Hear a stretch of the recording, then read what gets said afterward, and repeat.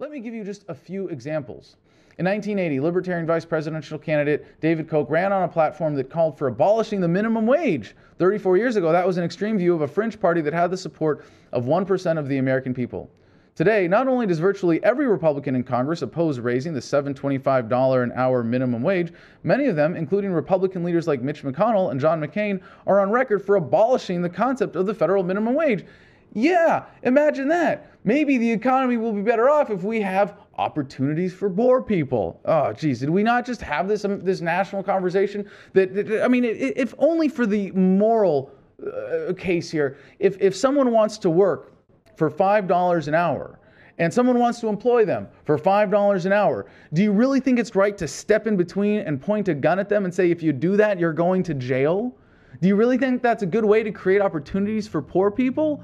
Well, yeah, if you think of opportunities as the kind of crazy minimum wage slave jobs that we saw for prison guards when I was in jail, or as inmates, that's right. You can always send them to jail, Bernie.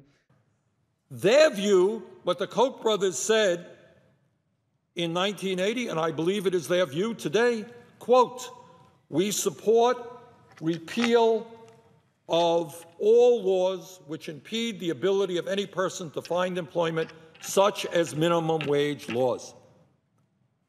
So this is not a debate about whether you raise the minimum wage to $10.10, you do what they're doing in Seattle, Washington, over a period of time, raising it to $15 an hour, whether you raise it to $9 an hour. That's not their debate.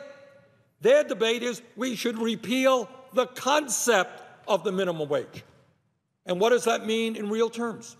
It means that in high unemployment areas in this country, where workers are desperate for jobs, if an employer says, I'm going to give you $3 an hour, and you say, I can't live on $3, the employer says, well, I got 20 other people who are prepared to take that job. That's their goal. That's their goal.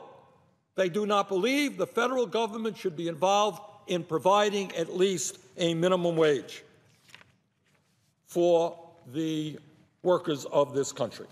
If you go back even to Roman times or to, slave management manuals that were written in the 1800s in the South, generally slave management theory said that you should try to make your slave identify his personal interest with the interest of his master.